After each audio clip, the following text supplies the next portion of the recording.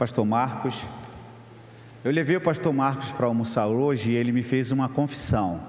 Ele disse que quando se aposentar vai se tornar membro desta igreja. Se você ficar aqui mais um domingo, você não vai nem esperar aposentar. Olha aí. Tá certo? Mas eu não deixaria não, porque você tem que voltar para a sua igreja. Isso. Tá certo? Que a sua igreja não ouça isso. Pastor Marcos, ele é mineiro, nascido em Uberlândia. Ele iniciou sua trajetória ministerial já há 24 anos, quando foi consagrado ao Ministério Pastoral. Fez Seminário do Sul também, entrou lá em 98. Eu saí em 90, ele entrou em 98, mas ele é mais velho que eu. Ele é casado com a Kelly, tem um casalzinho de filhos, o Davi e a Larissa, não vieram, e ele viajará hoje à noite ainda, tá certo? Os seus livros foram esgotados, então você não vai precisar fazer a dedicatória para não perder o avião.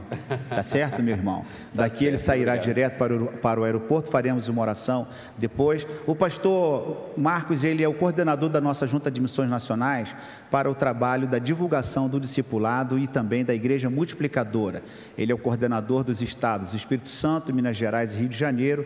É escritor, está trabalhando no seu segundo livro e tem dedicado a sua vida como palestrante, conferencista da Igreja Multiplicadora e tem viajado pelo Brasil para levar a palavra do Senhor, e ele é o nosso convidado. Desde ontem pregou, falou para os nossos diáconos e hoje ele está então encerrando assim a sua participação conosco nesta noite. Pastor, que Deus o abençoe mais uma vez e que a sua palavra seja também abençoada em nosso coração.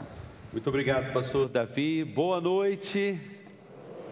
Que alegria estarmos juntos aqui, celebrando esse tempo tão especial, esse momento de celebração de 65 anos.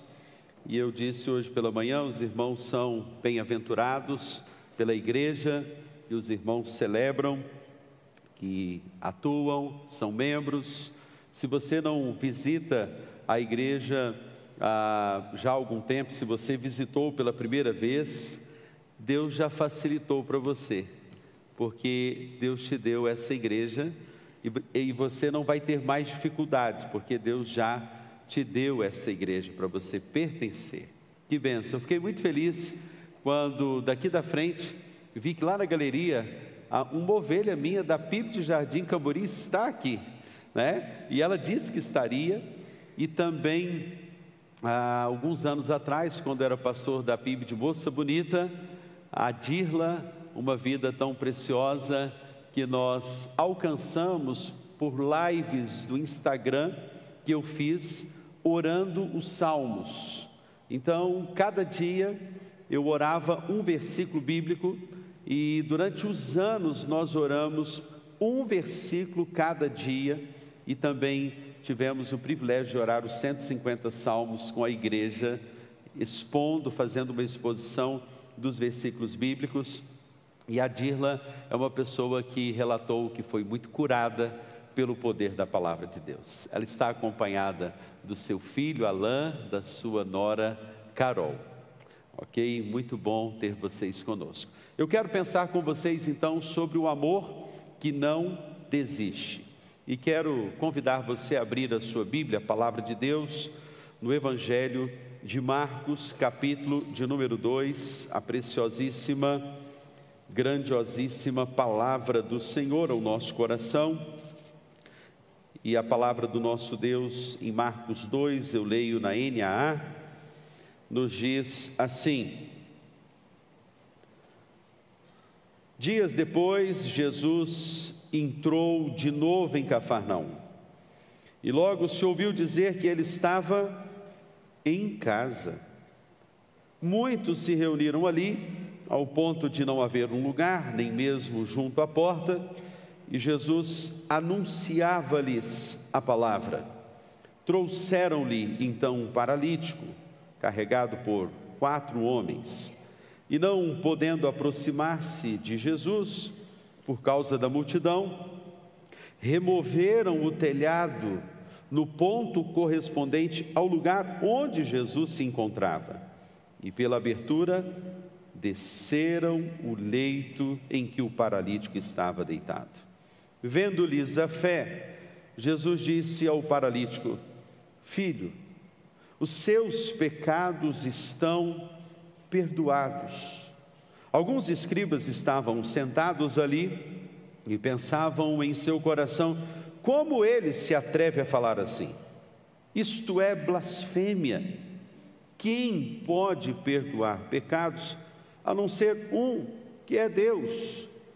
E Jesus, percebendo imediatamente em seu espírito que eles assim pensavam, disse-lhes: por que vocês estão pensando essas coisas em seu coração? E o que é mais fácil? Dizer ao paralítico: os seus pecados estão perdoados, ou dizer: levante-se, tome o seu leito e ande? Mas isto é para que vocês saibam que o Filho do Homem tem autoridade sobre a terra para perdoar os pecados. E disse ao paralítico: eu digo a você, levante-se, pegue o seu leito e vá para casa. E ele se levantou, e no mesmo instante, pegando o leito, retirou-se à vista de todos, ao ponto de todos se admirarem e darem glória a Deus, dizendo: jamais vimos coisa assim. Amém, queridos? Até aí temos lido a preciosíssima palavra de Deus. Jesus agora volta para Cafarnaum. Cafar significa aldeia, Naum, aldeia de Naum, um lugar que Jesus, ele gostava de estar. Cafarnaum era um lugar muito especial, porque ali era um lugar estratégico, por conta dos barcos, por conta do mercado, por conta das pessoas. Jesus gostava de gente, Jesus gostava de pessoas, Jesus era relacional, intencional. Jesus era intenso na sua dinâmica, no seu ministério. Ele gostava de pessoas, não se isolava. Pelo contrário, Jesus estava em toda parte. Os estudiosos chegam a dizer que este lugar, Cafarnaum, especialmente esta casa, porque o texto diz que Jesus estava em casa. O texto não diz que Jesus estava em uma casa.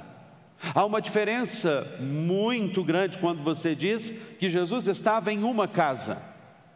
Isso significa que os estudiosos chegaram à conclusão que esta casa era a casa da sogra de Pedro em Cafarnaum, uma casa que Jesus gostava de ficar.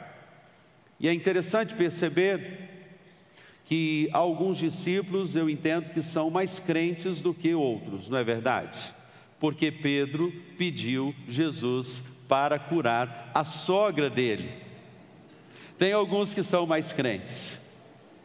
E é interessante porque ali estava Jesus, a multidão afluía para aquele lugar, muitas pessoas naquela casa. E eu fico imaginando, queridos, agora a atitude destes 4 amigos. A Bíblia diz que eram 4 amigos que pensam na história deste homem.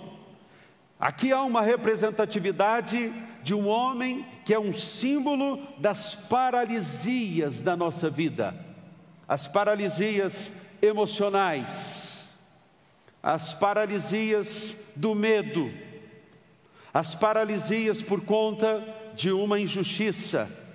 Talvez você esteja aqui, querido, e você, ao ler este texto, você precisa olhar este texto e perguntar ao texto o que este texto tem a ver com a sua vida. O paralítico, Jesus em uma casa. A pergunta: será que Jesus não quer ir à sua casa hoje? Jesus, diz a palavra de Deus que Jesus ensinava nesta casa. Portanto, aqui nós temos alguns preceitos muito importantes para uma aplicabilidade ao nosso coração. Jesus estava em uma casa, eu quero Jesus em minha casa. Eu preciso de Jesus para dar ordem, colocar ordem no caos da minha existência. Eu preciso de Jesus na minha casa, para que Ele venha me ensinar. A casa em que Jesus estava, diz o texto, ensinava-lhes. Era um lugar onde a palavra era aberta, onde se ensinava pelo exemplo, onde se ensinava pela palavra, onde se ensinava até em silêncio. Mas é interessante que os 4 amigos viram ali alguns obstáculos. E esse texto também simboliza para nós os grandes desafios que temos na vida para nos aproximarmos daquilo que almejamos que Deus faça em nós, por nós, através de nós. Este texto representa para nós o grande esforço, o grande desafio de perseverar, de não desistir. E o amor tem a ver com isto. Quantas vezes você pensou em desistir?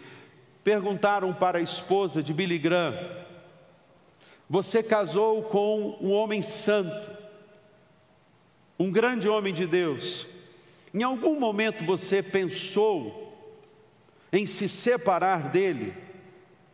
E ela disse: em me separar dele não, mas em assassinato eu pensei várias vezes.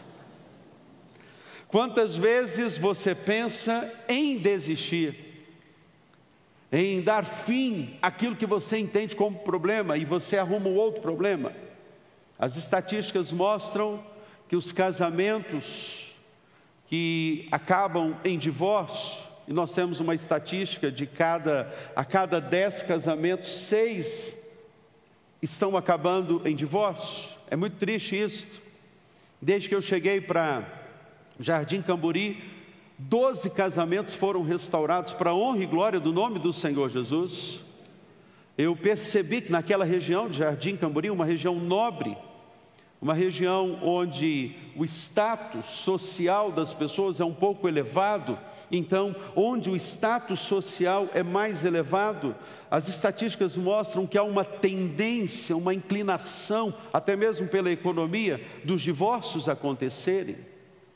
Mas quando nós entendemos que há um amor que não desiste, há um amor que insiste, há um amor que pode vencer todo o caos, toda a morte. Isso me faz lembrar de uma poesia que eu gosto muito, que tem como título: Veja quem é o vencedor. E ela diz assim: dizem que o ferro é forte, mas o fogo derrete o ferro. Dizem que o fogo é forte, mas a água apaga o fogo. Dizem que até a água é forte, mas o vento espalha a água. Dizem que até o vento é forte, mas a montanha para o vento. Dizem que até a montanha é forte, mas o homem remove a montanha. Dizem que o homem é forte, mas a morte vence o homem. Dizem que a morte é forte, mas Jesus venceu a morte, aleluia. E porque Ele vive, eu posso crer no amanhã. Jesus está diante de uma paralisia. Jesus está diante de um desafio. E eu gosto muito de uma frase que eu cito no meu livro, onde Jesus vai entender que aqueles homens que chegam ali, como aquele paralítico, em meio às paralisias, Jesus, Ele vai mostrar que a coisa principal é fazer da coisa principal a coisa principal. E quando nós entendemos na nossa vida que a coisa principal, da coisa principal é fazer a coisa principal, nós vamos a Jesus. E o texto nos mostra que estes homens vão a Jesus. E algumas lições eu quero então aplicar à sua vida nesta noite, pensando na palavra perseverança, na palavra não desistir, na palavra insistir. E essa palavra tem as suas nuances no texto bíblico, porque quando nós pensamos na palavra grega hipominen significa paciência perseverante, resistência firme, espera ativa com fé. Um amor verdadeiro se revela então na insistência, na compaixão, que age, que luta, pelo milagre, e muitas vezes não por nosso milagre. O texto nos mostra que é pelo milagre do outro. O amor que não desiste é um amor ativo, sacrificial, perseverante, como o de Cristo por nós. A primeira lição, então, é que o amor que não desiste supera os obstáculos. Havia uma multidão no caminho, mas os amigos não desistiram. Eu não sei como se encontra a sua fé.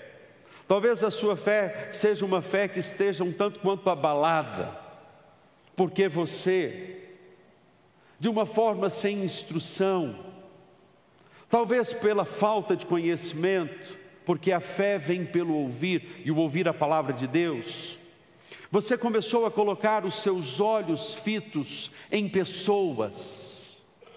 Você começou a ter uma fé circunstancial. E o que vira chave na sua vida, o que vai virar a chave na sua vida, é quando você desenvolver uma fé que seja ultra circunstancial, uma fé inabalável. Eu não sei quantos aqui leram o livro O Peregrino, quantos já leram ou ouviram o filme O Peregrino. Há um momento muito mágico no livro em que John Bunyan escreve um grande clássico da literatura cristã, o momento em que o cristão e o esperança, eles estão agora confinados no castelo do medo, e ali há o gigante, chamado gigante desespero. O cristão e o esperança estão agora em uma cela, mas no início da caminhada, foi dito ao cristão e ao esperança, que eles teriam uma chave, e eles deveriam guardar esta chave, e essa chave se chama chave da promessa, com a qual eles poderiam abrir qualquer tranca, qualquer porta. Em meio ao desespero, o gigante que estava ali, em meio ao castelo que os confinou, chamado castelo do medo, eles se esqueceram. No início da caminhada lhes foi dado uma chave, a chave da promessa. Estavam os dois na cela, até que o cristão olha, e ele vê que há uma chave no seu peito, chave da promessa. Ele pega aquela chave, vai até a tranca que o sentenciou, o algemou, o encarcerou, e abre aquela porta. Juntamente com o esperança, eles batem em retirada. O gigante desespero vem correndo atrás, dá um mal súbito e morre. E os dois seguem em direção à cidade celestial. O que John Bunyan queria, à luz do texto escrito, ensinar, quando você e eu, nós, nos vemos diante de momentos em que a fé diante dos obstáculos, como à luz deste texto, os amigos do telhado viram o obstáculo, mas eles superaram o obstáculo. John Bunyan queria ensinar que quando nós temos momentos de desespero na nossa alma, momentos que se agigantam e tentam minimizar o poder da fé em nossa existência, nós precisamos nos lembrar que temos promessas de Deus nas nossas vidas. E quando Jesus está na nossa casa, Jesus pode operar o milagre na nossa vida. Sabe o que significa isso? Quem aqui se lembra de uma promessa que recebeu do Senhor, que não se cumpriu ainda na sua vida? Levante a sua mão nessa noite. Você que tem uma promessa, ainda não se cumpriu, é bíblica, é legítima, Deus te deu. Você que tem promessas que já se cumpriram na sua vida, levante a sua mão nessa noite.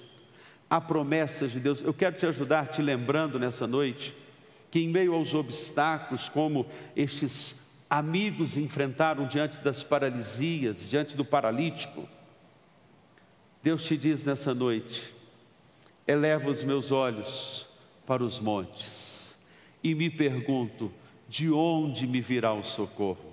O meu socorro vem do Senhor que fez os céus e a terra. É certo que não dorme o guarda de Israel, é certo que não dormitará aquele que te guarda de dia, o sol não te molestará, nem a lua de noite. Ele guardará a tua entrada e a tua saída, desde agora e para todo sempre. Eu quero te ajudar, te lembrando aquilo que a palavra de Deus diz. Há uma promessa em meio aos obstáculos da sua existência. A Bíblia nos diz: crê no Senhor Jesus e será salvo tu e a tua casa. E nós poderíamos ficar aqui uma noite inteira pensando nas promessas de Deus. Deus te diz que o amor que não desiste supera obstáculos. O texto diz que eles removeram o telhado. Isso diz, queridos, para nós sobre muitas vezes algo que precisa ser quebrado, e pode ser o orgulho. O telhado aqui quebrado significa o seu investimento, significa que talvez os seus apegos você precisa abrir mão dos seus apegos. Telhado inteiro paralítico na maca, telhado quebrado, paralítico se levantando e tomando o seu leito. Esta é a lógica do texto. Enquanto você se apega às coisas que lhe paralisaram, lhe confinaram, lhe sentenciaram em um castelo do medo, você não consegue ir adiante. Telhado quebrado, paralítico andando, louvado seja o nome do Senhor. Mas é muito interessante, porque Jesus nos mostra que o texto também revela que quando nós nos encontramos com Ele, há perdão. O texto diz: filho, os teus pecados estão perdoados.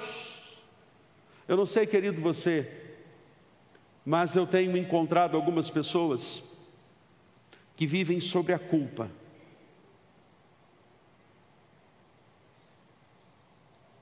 Algumas pessoas que não conseguem aceitar a graça. Algumas pessoas que estão algemadas, e estes cárceres são cárceres invisíveis. O texto está te dizendo nessa noite que quando você vive o amor que não desiste, e você insiste em viver a sua culpa, você não tem o pecado perdoado. Mas quando você aceita o amor verdadeiro de Deus, que nunca desistiu de você, você passa a experimentar o que é a graça, e quão maravilhosa é a graça de Deus sobre as nossas vidas. Quando você vive os seus obstáculos e os supera, a graça de Deus entra em ação. Em segundo lugar, o amor que não desiste encontra soluções criativas. O texto diz: descobriram o telhado onde estava, fizeram um buraco e baixaram o leito. Você pode até culpar o sistema, você pode andar culpando as pessoas do seu problema, você pode até achar que o problema da sua existência está no outro. Mas eu vejo, queridos, que estes homens encontraram uma solução criativa, porque o amor maduro pensa fora da caixa, escreve linhas que vão marcar a vida das pessoas. Por onde eu vou nesse Brasil, dando treinamento sobre a visão discipuladora, eu gosto muito de desafiar os ouvintes a fazerem o seguinte: a pegarem o seu celular e pensarem em 3 amigos que estão morrendo sem Cristo, e fazerem a seguinte pergunta, após um momento de oração: acabei de orar por sua vida, há algum motivo que você quer que eu ore? É uma simples pergunta, não é? Um contato, uma pessoa, alguém que está paralítico na vida, Alguém que, se não conhecer Jesus, e se você o conhece, conhecendo a esperança em Cristo na sua vida, e se você não leva o amor de Deus sobre essa vida, você se torna responsável por esta vida. Então comece a pensar nessa noite num amor criativo, um amor que não desiste, a pensar em uma pessoa que na intencionalidade da sua vida você vai dizer assim: olha, eu tenho uma amiga, ela está com depressão.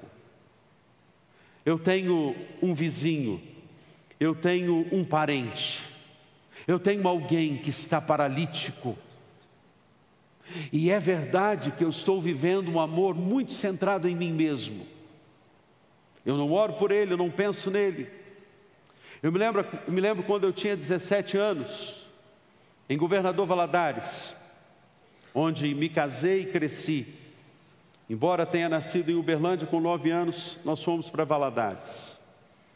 Aos 17 anos, eu tomei uma atitude: levar a minha Bíblia para a escola. Eu comecei a acordar de madrugada, imaginando que os meus amigos estavam morrendo sem Jesus, estavam indo para o inferno, e aquilo me despertou, e eu disse: eu preciso levar a minha Bíblia para a escola. A única coisa que eu fiz foi, em um dia, abrir o texto bíblico no recreio. Surpreendentemente, alguns amigos começaram a chegar perto e disseram assim para mim: Marcos, você tem um texto aí para falar para mim? Eu falei: a coisa está ficando séria, porque agora eu preciso me preparar para esse momento, para dar razão da minha esperança. E eu então disse: olha, eu tenho sim. Eu me lembro de um texto que eu memorizei, em Isaías 43, eu disse para o meu primeiro amigo que me perguntou sobre esse texto. O texto diz assim: não temas, porque quando passares pelas águas, os rios não te submergirão, os rios não te afogarão. Quando passares pelo fogo, a chama não arderá em ti, visto que és precioso, digno de honra, eu te amei, darei a Etíope Sebá por tua vida, não temas, eu sou contigo. Naquele momento, o meu amigo começou a chorar. Ali Deus começou um processo de um chamado na minha vida ministerial. Comecei então a realizar um pequeno grupo na minha escola, dentro da sala de aula. Pessoas começavam a chegar, pessoas começavam a se aproximar de mim, e eu tinha que ter um texto da palavra de Deus para falar ao coração deles. A professora entrava e eu dizia assim: olha, eu tenho um texto da palavra de Deus para te falar. Até que, não aguentando mais em ser médico ou ser pastor, voltando na Avenida Minas Gerais, de Valadares, eu vi um homem. Ele estava fumando, estava com um cigarro na mão, ele estava em frente a um sinal. E eu fiz uma prova com Deus e perguntei assim: Deus, se verdadeiramente eu sou chamado como eu acho que sou, eu vou me aproximar daquele homem, eu vou fazer uma pergunta simples para ele. Eu vou lhe dizer assim: como está a sua vida com Deus? E Pai, se este homem me disser que ele precisa de Deus, eu vou entender que eu sou chamado para o ministério. E me aproximei daquele homem e disse assim: qual o seu nome? Ele disse: o meu nome é João. Eu lhe perguntei: como está a sua vida com Deus? Ele olhou para mim e falou assim: rapaz, por que você está me perguntando isso? Eu lhe disse: eu estou lhe perguntando porque eu vi o Senhor e Deus me disse que eu deveria lhe perguntar como está a sua vida com Deus, só isso. Ele jogou o cigarro fora. Ele disse para mim: eu estava aqui, aguardando o próximo carro que iria passar, porque eu iria lançar a minha vida em frente a esse carro e dar cabo da minha vida. E você veio aqui me perguntar como está a minha vida com Deus. Eu lhe disse: você é a resposta de Deus para a minha vida. Não faça isto. Jesus te ama, Ele se entregou por você naquela cruz e Ele quer te salvar hoje mesmo. Naquele momento, João começou a chorar e ele disse para mim: você que é a resposta de Deus para a minha vida. Eu disse: não, você é a resposta de Deus para a minha vida. E a partir daquele momento eu disse: olha, eu nunca mais vou orar por ninguém que eu não esteja disposto a ser a resposta de Deus. A partir daquele momento, uma chave virou na minha vida. Eu entendi que existem paralíticos que estão em toda parte, e o Senhor está chamando nessa noite, à luz deste texto, os 4 amigos, representando você, representando a sua família, representando os paralíticos que estão morrendo sem Cristo. E Jesus te chama para um amor que não desiste, um amor que insiste, um amor que vai até o final, um amor que persiste. Em terceiro lugar, o amor que não desiste, age com fé pelos outros, vendo-lhes a fé, diz o texto do verso 5, vendo-lhes a fé.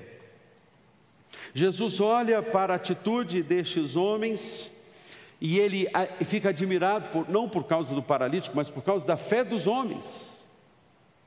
Sem fé é impossível agradar a Deus, porque é necessário que aquele que se aproxima de Deus creia que Ele existe e é galardoador daqueles que o buscam. Eu me lembro que a minha vovó Abigail, se casou com o vovô Petrucci, vovô Cecílio Petrucci. Ele era congregado mariano. Ela todos os dias, quando ele ia à igreja ortodoxa romana, ela passava a toga dele para ir lá. Mas ela tinha uma atitude dentro de casa, uma fé inabalável. Ela vivia a fé dentro de casa. Ela fazia hinos, cantava, ela escrevia o nome dos filhos de Jacó na parede. Naquela época nem tinha flanelógrafo. Quem aqui é da época do flanelógrafo? Levanta a sua mão. 30, 90, 100, 200, 300, 400, 500, 600 anos aqui. Um povo que vive bem, superamos a pandemia. Ela fazia recortes de jornais. Só explicar para a geração mais nova, o flanelógrafo é um veludo que se colocava as figuras dos personagens para contar as histórias para os filhos, as crianças. Ela não tinha esse recurso e ela recortava recortes de jornais de personagens e dizia assim: esse é o Rúben, o Judá, o Simeão, o Levi, o Dan, o Issacar, o Zebulon, o Naftali, o Gad, o Asser, o José e o Benjamim. Fazia música. Vovô Cecílio ia trabalhar na linha férrea em São Fidélis, pois moravam em Porciúncula, no estado do Rio, e ele observava aquilo. Quando voltava, a vovó Abigail dizia: eu sou o perfume de Cristo nesta casa. E ela passava o bife na hora que o vovô ia entrar em casa. Ela cozinhava com banha de porco. Alguém se identifica nessa noite? É um assunto sério, né? O feijão temperado com a banha de porco.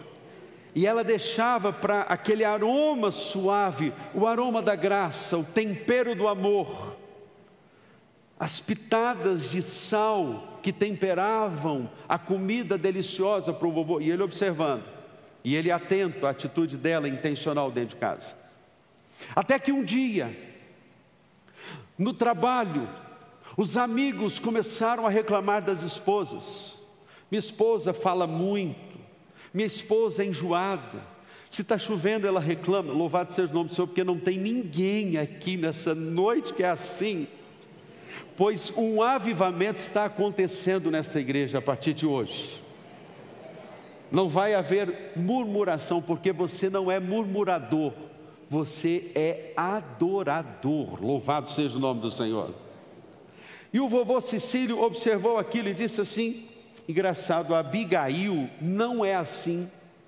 A Abigail é uma mulher cordata, uma mulher pacífica, uma mulher de Deus. Que amor incondicional ela tem por nossos filhos.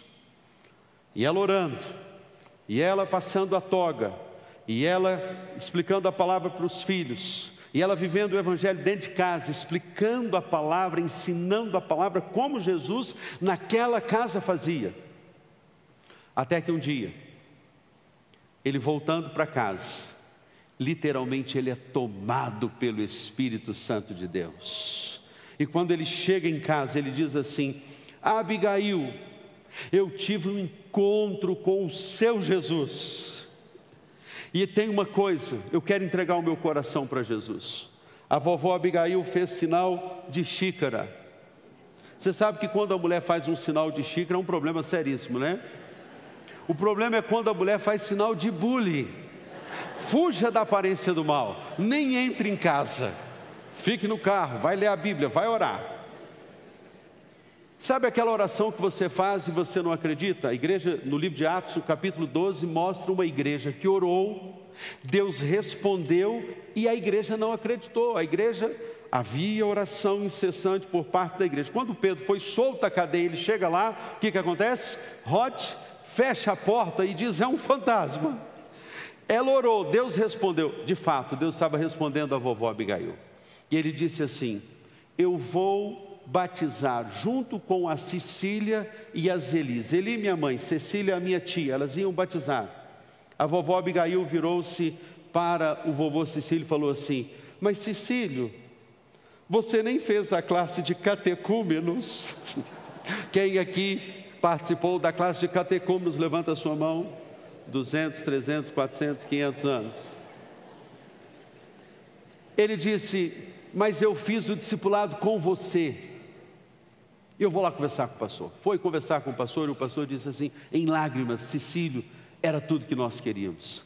Naquele dia que a minha mãe foi batizada, a minha tia foi batizada, desceu as águas, pelo poder da fé, vendo-lhes a fé, Jesus curou aquele paralítico. Naquele dia, Cecílio, meu avô, estava escrevendo o legado da fé da nossa família, para dizer que a oração de um justo pode muito em seus efeitos. Se coloque de pé, nós vamos orar. Jesus não viu a fé do paralítico, mas a dos amigos. Jesus nessa noite te pergunta sobre o amor verdadeiro, o amor que não desiste, o amor que insiste, o amor intencional, o amor relacional. O texto diz que a adoração, porque quando o viram, eu fico encucado com o texto, porque que Jesus disse para pegar a maca. Às vezes aquilo que te marcou foi objeto da sua vergonha. Todos verão, agora Jesus está naquela casa, agora Jesus está naquela vida. Mas por que eu preciso levar a minha maca, onde eu fiquei por anos paralítico? Para que haja testemunho. Pegue o teu leito e vá para a tua casa. Para quê? Para eu olhar e dizer assim: foi dali que Deus me tirou, foi desse lugar de paralisia que o Senhor me salvou. Feche os seus olhos, nós vamos orar nessa noite. E se você está aqui nessa noite, talvez perguntando: Senhor, qual é a minha paralisia? Talvez você esteja com a paralisia da culpa. É verdade, você tem dificuldade de aceitar a graça. Você canta, louva, mas você se acha indigno pecador. Jesus diz: perdoados estão os teus pecados. Talvez você se sinta com a paralisia da amargura, porque alguém lhe feriu e você não consegue perdoar. Jesus, com a sua graça, está te dizendo: o meu amor não desiste de você. Você não precisa impedir o fluir da graça sobre a sua vida. Talvez você esteja com a paralisia de uma incredulidade. O texto diz: vendo-lhes a fé. Jesus venceu a morte e Ele pode vencer qualquer obstáculo na sua vida nessa noite. Você tem obstáculos a vencer, É por você que eu quero orar nessa noite. Feche os seus olhos, vamos orar. Pai, nesta noite, recebemos da palavra da vida, recebemos a palavra que é viva, eficaz e mais cortante do que qualquer espada de 2 gumes, e penetra até o ponto de dividir a alma e o espírito, juntas e medulas, e é capaz de discernir os propósitos e pensamentos do coração do homem. É nesta palavra que estamos fundamentados. Mas se alguém nessa noite, Pai, que precisa que o Senhor entre em sua casa, entre em sua vida, faça morada, lhe tire desta paralisia existencial, nessa noite, atenda o convite deste teu filho amado que te pede: vem Jesus, vem Jesus na minha casa, vem Jesus fazer morada, vem Jesus transformar o meu ser. E se você nessa noite está dizendo assim: Jesus, eu preciso de Ti, eu quero a Ti na minha vida, eu quero Jesus, aquele que esteve na casa da sogra de Pedro e realizou este milagre, e realizou esta cura. Eu preciso de Jesus na minha vida, e eu quero hoje decidir e declarar: Jesus, seja o centro da minha vida, vem me curar das minhas paralisias emocionais, das minhas paralisias existenciais, porque eu quero viver o melhor de Deus na minha vida. Levante a sua mão onde você está. Se você está dizendo assim: Jesus, eu te quero, eu preciso de Ti, Deus abençoe. Levante bem alto a sua mão para identificarmos. Deus abençoe a sua vida, Deus abençoe a sua vida, Deus abençoe a sua vida, Deus abençoe aqui à minha direita. Você que ergueu a sua mão, eu quero te fazer um pedido. Venha aqui à frente, os nossos pastores vão orar por você nesse momento. Saia do seu lugar e venha aqui. Você está pedindo: Jesus, Jesus Cristo de Nazaré, venha ao meu encontro, venha à minha vida, venha, Senhor, morar, venha habitar no meu ser. Pode sair do seu lugar, pode vir no nome do Senhor Jesus. Isto, deixa Jesus habitar, deixa Jesus fazer esta obra restauradora, curadora, transformacional. Deixa Jesus nessa noite habitar no seu ser. Isto, jovem, pode vir, venha Jesus, venha Jesus. Jesus está aqui nessa noite, e é o único que pode curar o seu ser. Isto, jovem, pode vir. Nós vamos cantar. Enquanto cantamos, nossos pastores irão orar por essas vidas. Nossos pastores irão orar por você. Deixa Jesus habitar, deixa Jesus fazer essa obra, deixa Jesus transformar o seu ser. Nessa noite, Jesus está selando você com o Santo Espírito da promessa.